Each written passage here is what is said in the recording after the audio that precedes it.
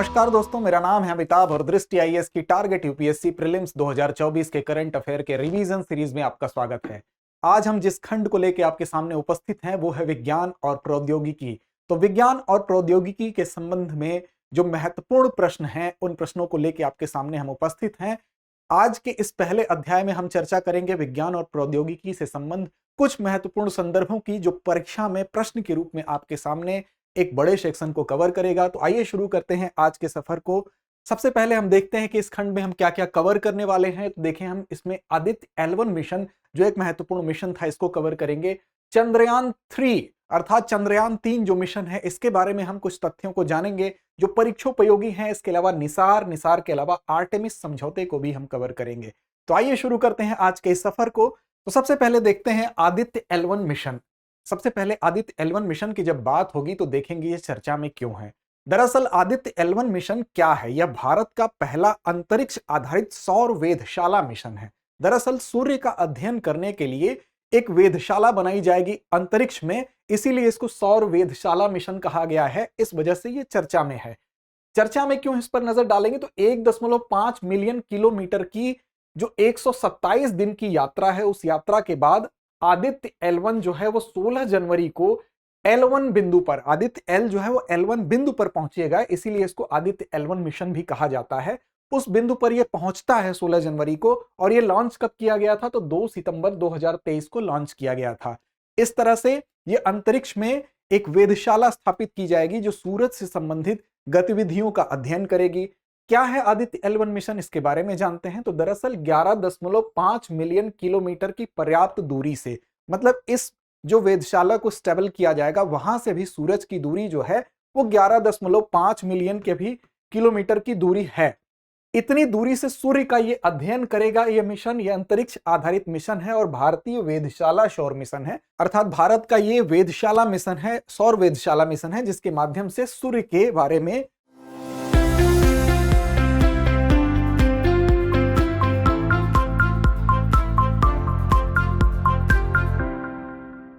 शोध और अध्ययन किया जाएगा। देखिए, एस्ट्रोसेट 2015, इसके बाद आदित्य L1 जो है वो इसरो का दूसरा खगोल विज्ञान वेधशाला श्रेणी का मिशन है। अर्थात वेधशाला श्रेणी का एक अन्य मिशन जो था वो एस्ट्रोसेट 2015 था। उसके बाद ये अंतरिक्ष का वेधशाला मिशन है। यह मिशन भारत के पिछले मंगल ऑर्बिटर मिशन की अगर तुलना में देखें तो उससे काफी छोटा मिशन है। मंगलयान की तुलना में ये काफी छोटा है।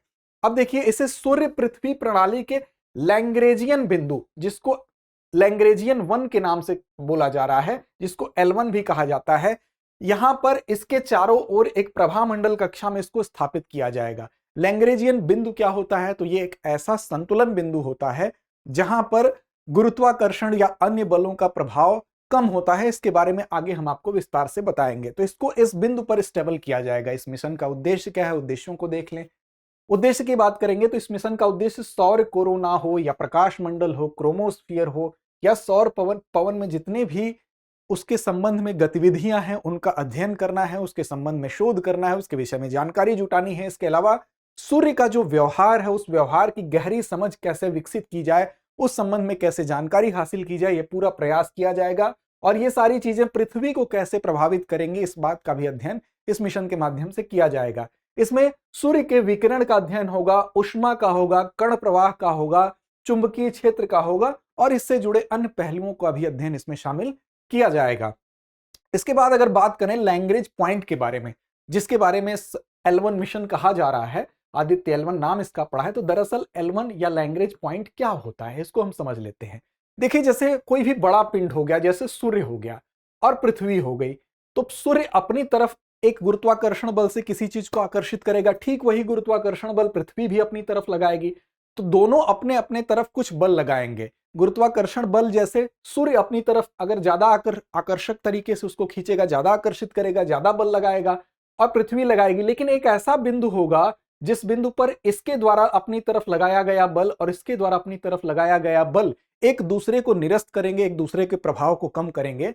तो इस बिंदु पर बल का अनुभव कम होगा। यह ठीक उसी तरह से है जैसे किसी एक बिंदु पर कोई व्यक्ति बीच में उसको दो तरफ से दोनों लोग खींचेंगे तो वो उसकी स्थिति स्टेबल रहेगी, अर्थात उसको उस स्थिति में बने रहने के लिए अपना एफर्ट नहीं लगाना पड़ेगा।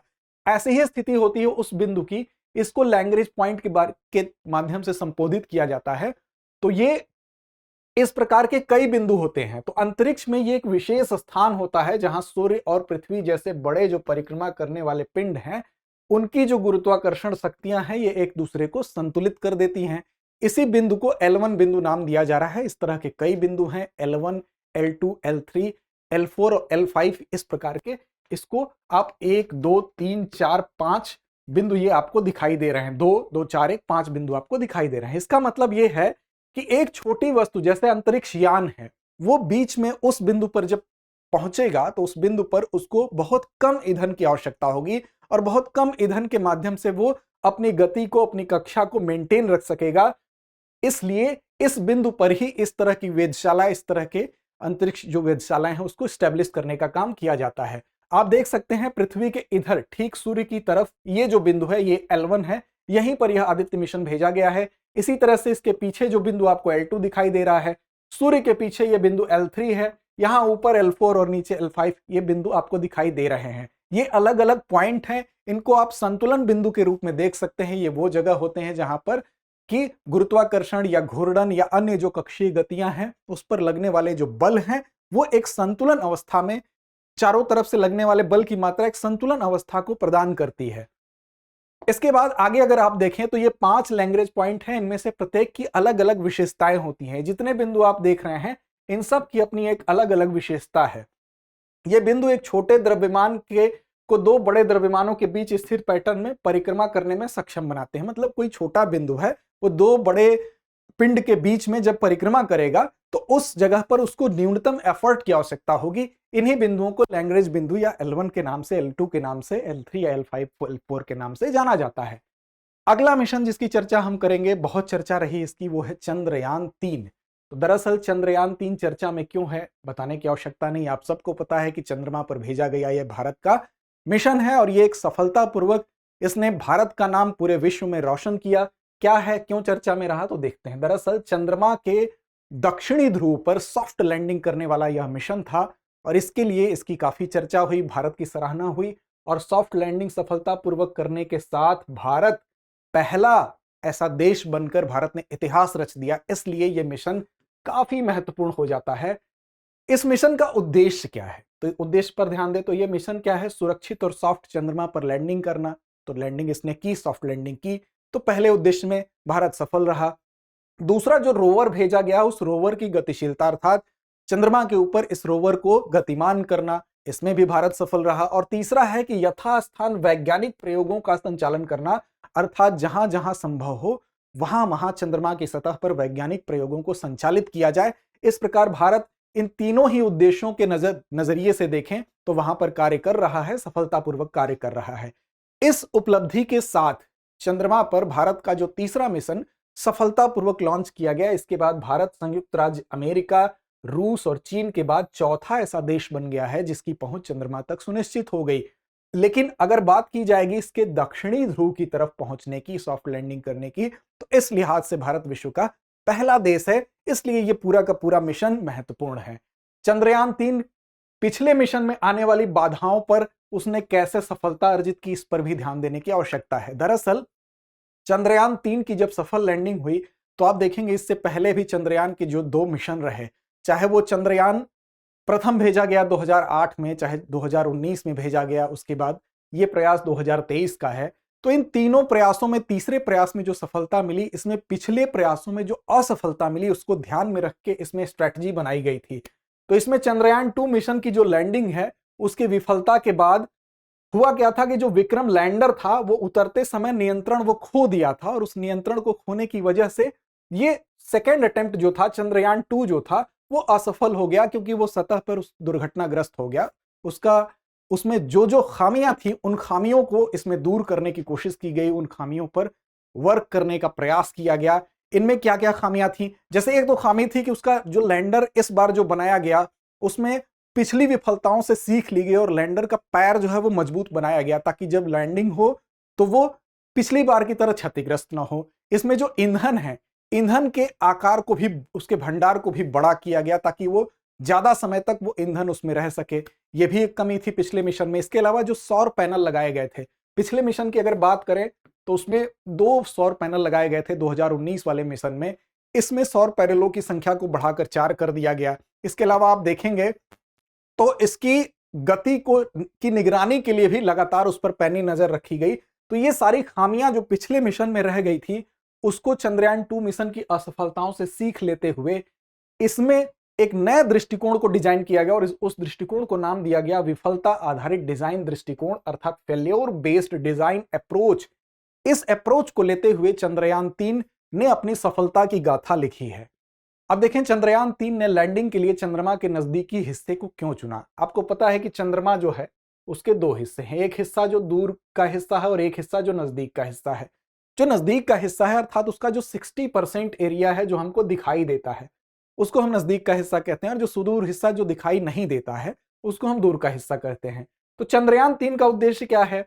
संभावित जो जल बर्फ है वहां पर जल के रूप में या बर्फ के रूप में है जिसकी संभावना व्यक्त की जा रही है, साथ ही वहां पर अन्य जो मूल्यवान संसाधन है उसके लिए दक्षिणी ध्रुव के पास अस्थायी रूप से जो छाया क्षेत्र हैं, छाया क्षेत्र क्या है? जो परमानेंटली शैडो रीजन्स हैं, जहां पर शैडो रीजन्स किसको कहते हैं? जहां पर कभी सीधी धूप नहीं पड़ती।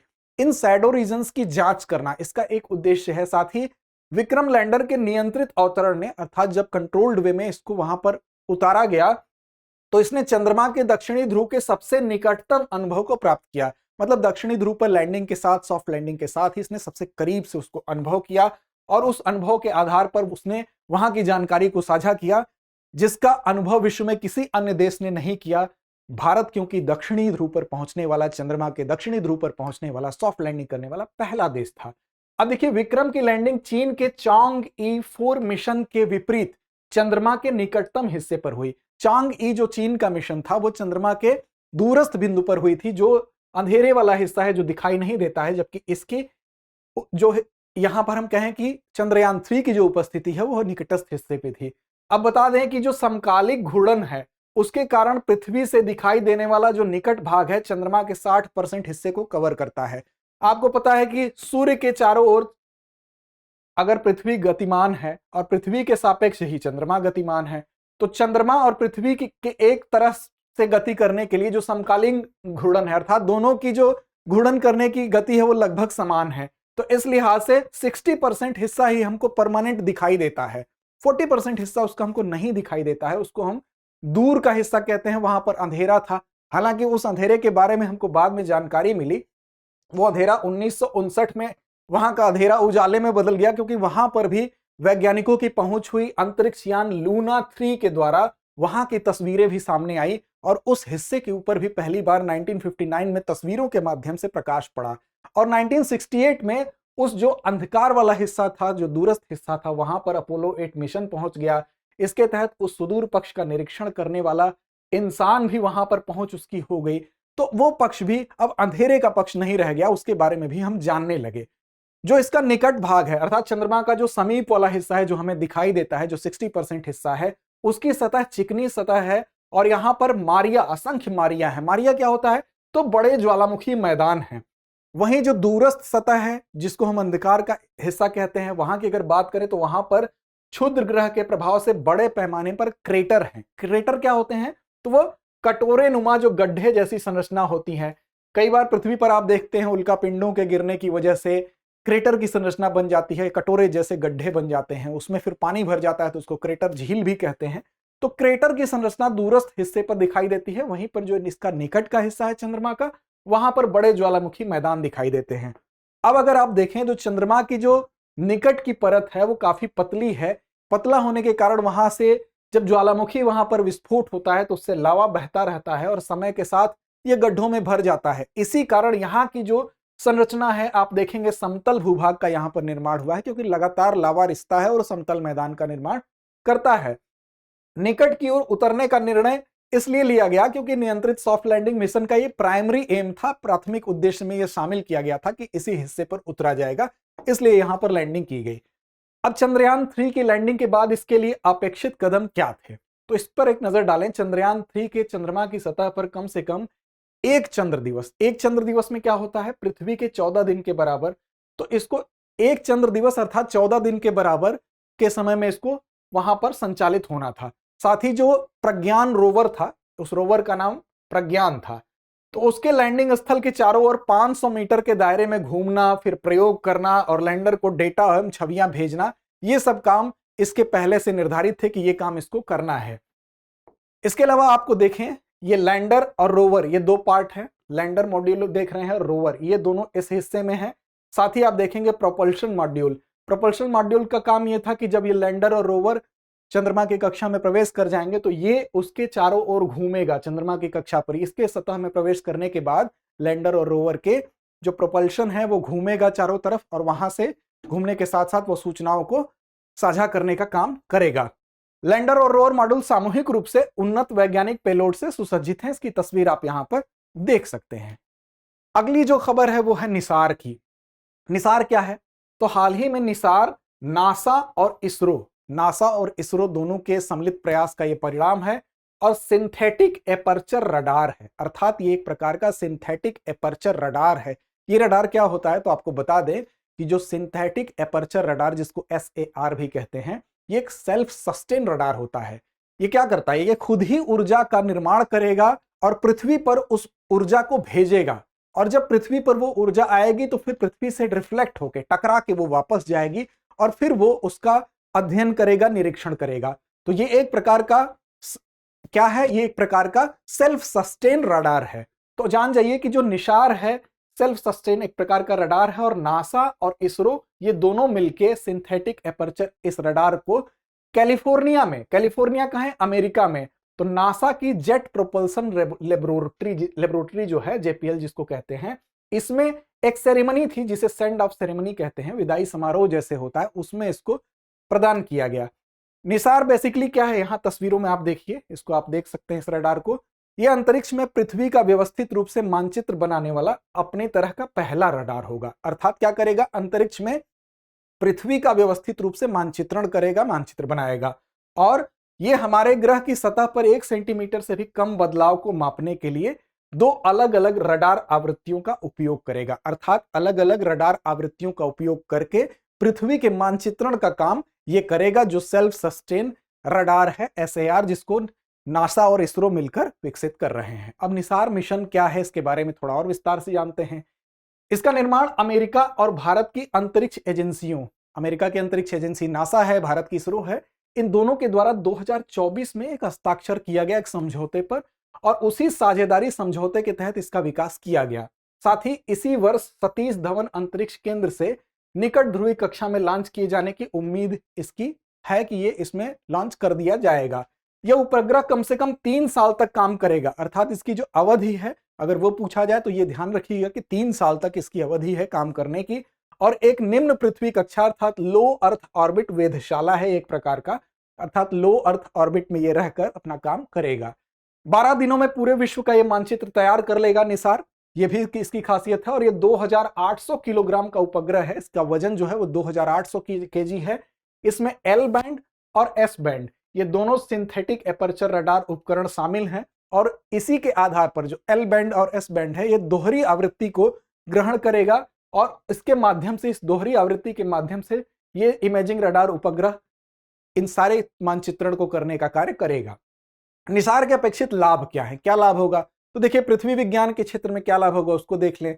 तो निसार पृथ्वी की सतह में बदलाव, प्राकृतिक खतरा जो भी है, पारिस्थितिकी तंत्र में जो भी गड़बड़ी है, इसके बारे में डेटा देगा, जानकारी प्रदान करेगा। इसके अलावा पृथ्वी प्रणाली की प्रक्रिया में जलवायु परिवर्तन के बारे में हमारी समझ को और बढ़ाने में और मदद करने में और विकसित करने में ये योगदान देगा। इसके अलावा ये तो है पृथ्वी विज्ञान के क्षेत्र में योगदान। आपदा प्रबंधन में भी इसका सहयोग होगा। इसके माध्यम से हमको क्या होगा? यह मिशन भूकंप हो गया, सुनामी हो गया, चाहे ज्वालामुखी विस्फोट हो गया, इस प्रकार की जितनी भी प्राकृतिक आपदाएं हैं उसमें बढ़िया प्रबंध करने में हमारी सहायता करेगा, और उसके संबंध में हमें महत्वपूर्ण जानकारी हासिल करने में हमारी काफी मदद करेगा। कृषि क्षेत्र में भी इसका उपयोग होगा। क्या कैसे होगा? तो निसार डेटा का उपयोग फसल वृद्धि, मिट्टी की नमी, भूमि का उपयोग परिवर्तन क्या हो रहा है उसमें, ये सब जानकारी हमको देगा, और इसके माध्यम से हम कृषि प्रबंध कर पाएंगे, इसके माध्यम से खाद्य प्रबंध बेहतर कर पाएंगे। तो कृषि क्षेत्र में भी इसका योगदान है। बुनियादी ढांचे की निगरानी करेगा। इंफ्रास्ट्रक्चर में कैसे क्या हो रहा है इस चीज की निगरानी करने में भी ये हमारी काफी मदद करेगा। इस मिशन में क्या होगा कि इसकी निगरानी और प्रबंधन के लिए डेटा प्रदान करेगा, जैसे कि कहीं तेल रिसाव हो रहा है तो उसको हम उसकी जानकारी हमको ये दे सकता है। शहरीकरण का क्या स्तर है, क्या शहरीकरण कितनी तेजी से बढ़ रहा है, वो हम इसके माध्यम से जान सकते हैं। वनों की कटाई की क्या स्थिति है, उसकी निगरानी भी इसके माध्यम से की जा सकती है। अगर कहीं वनों की कटाई हो रही थी उसकी सूचना हम तक ये पहुंचाएगा। तो इस लिहाज से बुनियादी ढांचे की निगरानी में भी इसका योगदान है। जलवायु परिवर्तन, आज की एक बड़ी समस्या, वैश्विक समस्या जलवायु परिवर्तन में भी निसार की अहम भूमिका होगी। पृथ्वी की भूमि की सतह पर जलवायु परिवर्तन का क्या इफेक्ट हो रहा है, क्या प्रभाव हो रहा है, उसकी निगरानी कैसी होगी, उसको समझाने में हमारी मदद करेगा। साथ ही जो ग्लेशियर्स है उनका पिघलना, चाहे समुद्र के स्तर में वृद्धि होना या कार्बन भंडारण में परिवर्तन होना, इन सारी चीजों को ये सेल्फ सस्टेन रडार अपनी आवृत्तियों के माध्यम से अध्ययन करके उसका मानचित्रण करके हमको जानकारी प्रदान करेगा। और इस तरह से ये विभिन्न क्षेत्रों में हमारे लिए काफी उपयोगी है, जो कि नासा और इसरो की संयुक्त पहल का परिणाम है। अब देखें आखिर में आर्टेमिस समझौता। आर्टेमिस समझौता खबरों में क्यों है, इस पर नजर डालें तो हाल ही में भारत के प्रधानमंत्री संयुक्त राज्य अमेरिका की यात्रा पर गए और वहां की यात्रा के दौरान आर्टेमिस समझौते में शामिल होने के भारत के निर्णय की घोषणा की। अर्थात जब अमेरिका वो गए यात्रा पर तो वहीं उन्होंने ये घोषणा की कि हम आर्टेमिस समझौते में शामिल हो रहे हैं। The national aeronautics and space administration, NASA जिसको हम कहते हैं शॉर्ट फॉर्म में, और भारतीय अंतरिक्ष अनुसंधान संगठन इसरो 2024 में ह्यूस्टन टेक्सास के जॉनसन स्पेस सेंटर में प्रशिक्षित भारतीय अंतरिक्ष यात्रियों को अंतरराष्ट्रीय अंतरिक्ष स्टेशन आईएसएस में भेजने के लिए सहयोग करेंगे। इसके माध्यम से यह बात हुई, इस समझौते के माध्यम से। अब देखें यह समझौता क्या है, तो ये बता दें कि भारत गैर बाध्यकारी, मतलब ये बाध्यकारी नहीं है, आर्टेमिस समझौते पर हस्ताक्षर किया और हस्ताक्षर करने वाला वो ऐसा 27वां देश बन गया। भारत के अलावा 26 अन्य देश हैं जो इस समझौते पर ऑलरेडी हस्ताक्षर कर चुके हैं।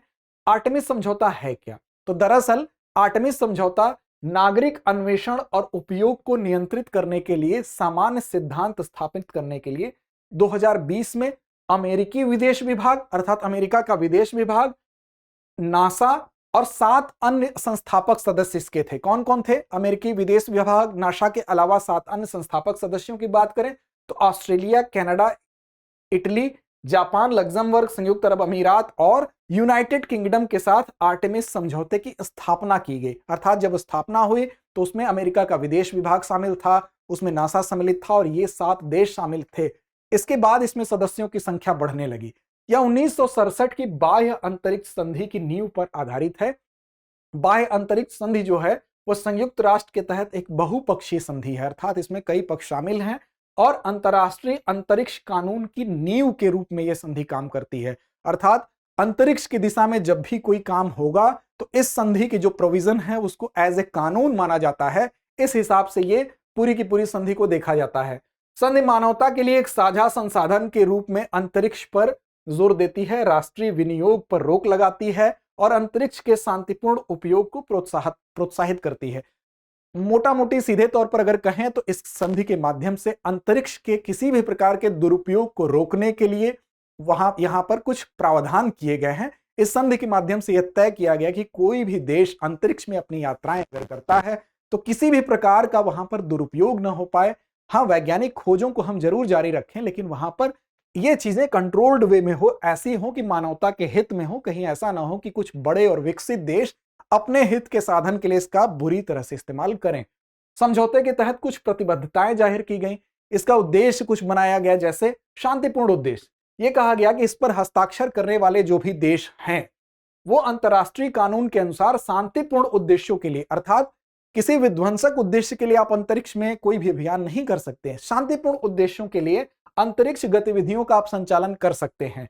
साथ ही वहां की सरकार और एजेंसियों के बीच एक समझौता ज्ञापन को आप लागू कर सकते हैं। सामान्य अवसंरचना, इसमें कहा गया कि जो हस्ताक्षर करता है वो वैज्ञानिक खोज और वाणिज्यिक उपयोग को बढ़ाने के लिए सामान्य अन्वेषण या बुनियादी ढांचे के महत्व के प्रति प्रतिबद्धता अपनी दिखा सकते हैं। इसके माध्यम से वो प्रतिबद्ध होंगे। लेकिन आप ध्यान रखें कि ये सारी चीजें पॉजिटिव सेंस में है, कोई निगेटिव कार्य आप यहां नहीं कर सकते हैं।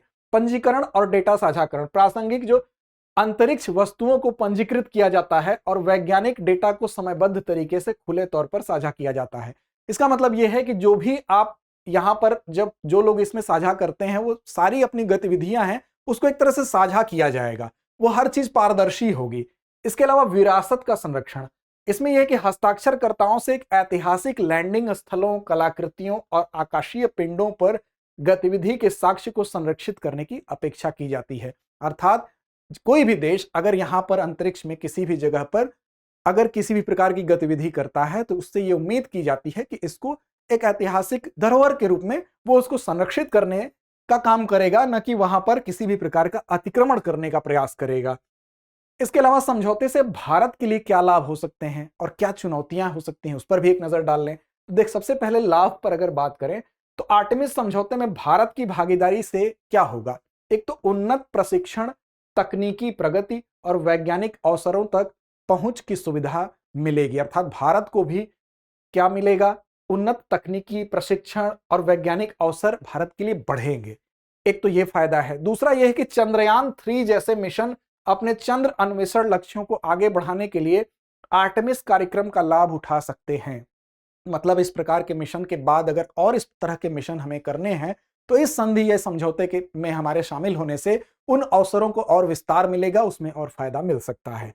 इसके अलावा गगनयान, मानव मिशन और भविष्य के महत्वाकांक्षी अंतरिक्ष अभियानों के लिए भारत की क्षमताओं में वृद्धि होगी। जाहिर सी बात है, इस तरह के बहुपक्षीय अंतर्राष्ट्रीय समझौतों में शामिल होने से इस प्रकार के वैज्ञानिक जो हमारे कदम है या आगे के अभियान है उनमें हमें सहायता मिलती है। इसके अलावा भारत के लागत प्रभावी मिशन और अभिनव दृष्टिकोण से आर्टेमिस कार्यक्रम को लाभ होगा।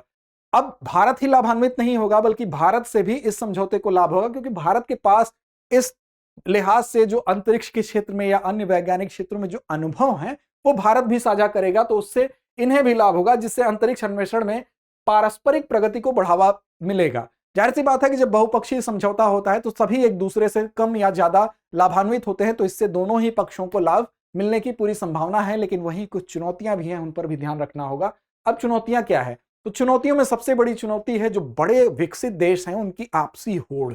इसमें एक आशंका है कि चीन और रूस जैसी जो अन्य प्रमुख अंतरिक्ष शक्तियां हैं वो कहीं अमेरिका के खिलाफ एक गुटबंदी न देखने को मिले और उसमें एक होड़ न देखने को मिले। कहीं ऐसा ना हो कि एक अलग गुट दिखाई दे रूस और अमेरिका के साथ कुछ अन्य गठबंधन देखने को मिले, जिससे यह संभावना होगी कि ये चंद्र अन्वेषण की अपनी योजनाएं इन सब की है और ऐसे में एक दूसरे के कॉम्पिटिटर ये सब हैं। तो कहीं ऐसा ना हो कि ये सारे अंतरिक्ष मिशन एक दोहन के उद्देश्य से किए जाएं, एक दूसरे को पीछे छोड़ने के होड़ के उद्देश्य में कहीं पॉजिटिव सेंस पीछे न छूट जाए। तो आर्टेमिस समझौते की कानूनी स्थिति और निहितार्थों पर अनिश्चितता विशेष रूप से उस प्रावधान के संबंध में जो चंद्रमा और अन्य खगोलीय पिंडों पर अनियमित खनन की अनुमति देता है। कहने का मतलब यह है कि कहीं ना कहीं इस बात की अस्पष्टता कि इस प्रकार किसी भी खगोलीय पिंड पर जाकर अनियमित खनन की एक संभावना व्यक्त की जा रही है, वहां पर अनियमित गतिविधियां बढ़ने की संभावना व्यक्त की जा रही है। इसलिए एक इस तरह के प्रोविजन में एक बाउंडेशन की आवश्यकता है, एक गतिरोध की आवश्यकता है, कानूनी प्रोविजन की जरूरत है। तो ये इसका एक नकारात्मक पक्ष भी है। आर्टेमिस समझौते के तहत अपनी प्रतिबद्धताओं को बाहरी अंतरिक्ष पर अन्य मौजूदा या उभरते बहुपक्षीय ढांचे या संधियों के तहत अपने दायित्वों के साथ संतुलित करने की आवश्यकता है। अर्थात सीधे शब्दों में कहें तो इन सारे नकारात्मक पक्षों को ध्यान में रखते हुए एक संतुलित कानून बनाने की जरूरत है, जिसके माध्यम से संतुलित विकास हो। जो भी देश अंतरिक्ष में अपनी गतिविधियों को करना चाहते हैं वैज्ञानिक खोजों के लिहाज से, वो इसको कर सकें, सबके लिए द्वार एक समान खुले हों। ऐसा ना हो कि जो विकसित देश हैं उनकी होड़ का ये एक मैदान बन के रह जाएं। तो उम्मीद है आज का ये सेशन आपको समझ में आया होगा, आपके लिए उपयोगी होगा। तो लड़ते रहें, अपने लक्ष्य की ओर बढ़ते रहें। मिलते हैं अगले एपिसोड में जल्द ही। डियर व्यूअर्स, अपने एग्जाम की तैयारी को और बेहतर करने के लिए हमारे चैनल को लाइक, शेयर और सब्सक्राइब करना न भूलें।